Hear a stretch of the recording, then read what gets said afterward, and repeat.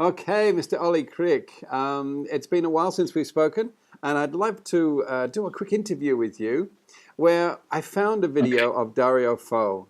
And I wanted to find out a little bit more what he was talking about, but he was speaking in Italian. So we put some English captions under there so that we could, us monolingual, can actually understand what he's saying. And to my surprise, he came up with some interesting analogies of what a Zanni is. Okay. Yes. No, I've seen the video. It is one of Dario Fo's classic routines. Um, the the thing always about an Dario Fo and Commedia is the first thing is anyone who says okay commedia is a tradition is kind of lying because it was all invented from 1946. And the second thing is Dario Fo is a highly skilled was a highly skilled and was a highly political performer. So if you put those two together, he is using a reinvented tradition, as it were, because it's always sold as tradition or presented as tradition, to present his political views, or even ideological views. Now this actually refers to his meaning of the word Zanni. My understanding of it is that it's simply an abbreviation of Giovanni. Okay, this is from Duchartre, the book, which is simply Italian for John. So, like, all the servants were referred to as John, as you Antipodeans might refer to someone as mate, or something like that. Now, or as we English still think it's probably cobber, but let's not go there. It got abbreviate. The name Zan as an abbreviation got used as a suffix, as a prefix to some professional performers. You got Zan Franca Trippa, or you got Zan or Zan Payasa, all these names. So it became the particular Zanni who did that. Now, Fo refers to it in the video as a Zanni is someone who is starving. Now, this simply means that he is presenting to us a version of the Zanni who was starving, which is his entire piece. Now, he is quite right historically in saying that at particular times, just before Commedia broke out, saying about anything from the 1550s onwards, there was. I'm not quite sure that if I started talking about the exactitudes of the economic situation, then that would kind of go off into all sorts of sidetracks. But basically, a whole bunch of peasants in the urban surrounds, in the rural surrounds of Venice, from the Po Valley, from the mountains of Bergamo, from the Veneto, found themselves unable to sell their products. So there was a class of starving rural peasants who were basically coming in looking for work. That's where I sort of came in on this, is that when he was talking about it, they were saying that there were squads pulling bodies out on a daily basis from the canals because they were committing suicide or they would just die from famine. And I thought this was very strange, because how would an actor play such comedy from such a destitute situation, from a people that were starving? Well, okay, there's two things there. One is an actor would play it out of their political purpose. So if we're looking at why does an act, see, Fo's not just an actor. Fo's a creator. So he's creating an act. So he's creating a performance out of his own purpose, and then he's performing it. So the two are sort of linked, because and there's a guy called Antonio Scuderi, whose book on Dario Fo I will post up as part of a short bibliography.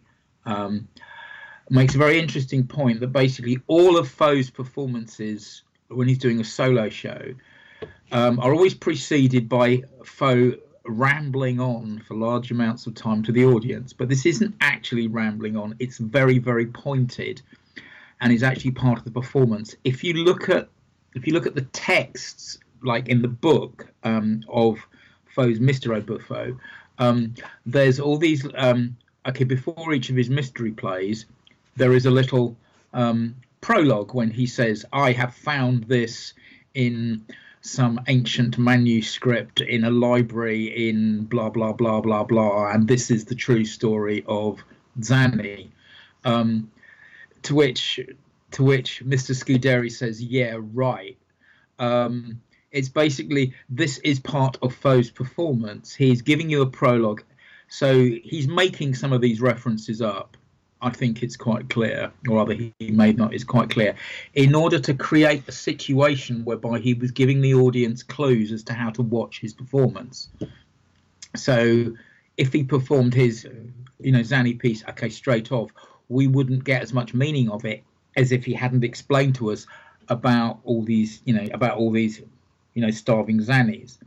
Now, there's an awful lot of academic waffle, some of it very pointed though, some of it is waffle, about Fo and improvisation.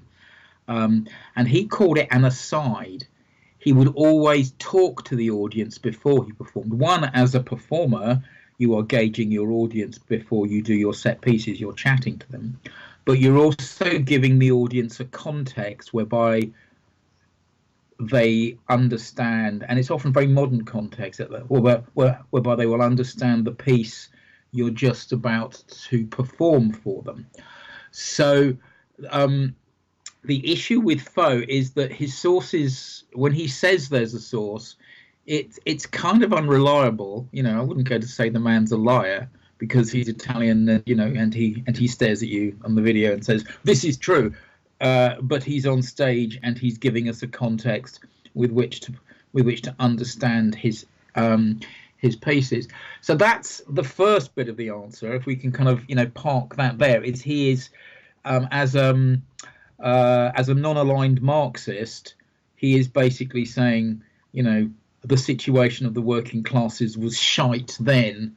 He's extremely left looking socialist with strong tendencies to Gramsci's idea of Marxism, which is it has local, there isn't a one-size-fits-all Marxism. It actually has to fit the place or the particular cultural circumstances, within which it exists. So that's the first part of the answer. The second part of the answer is, I think commedia dell'arte means exactly the same as a hybrid mongrel literary form they call tragicomedy. So we have comedy, which is there to grave a laugh. We have tragedy, which is there to give us a moral lesson. Commedia dell'arte kind of fits halfway between the two. In 16 something or other, the Académie Française in France, who were the supreme literary arbiters of taste and what you could get away with, said there is a genre called tragedy and there is a genre called comedy, but there is definitely not a genre called tragicomedy. Right? They were kind of opposed to it, and my feeling or my theory that is that in tragicomedy you could present extremely awful situations for human beings and then show some miraculous escape from them. But in terms of stage time, in order to set up the laugh or the comedy, you had to set up and make the audience believe in the grim situation first. So if you have a look at this performance piece from Fo, his tonality in the first half is very serious. He is he is talking about starving. It is, oh my God, and it's not and he is talking about the real situation. So he's saying, as if I could eat my eye like an egg, as if I could eat my ear. But he's not twinkling the audience. He's not making jokes.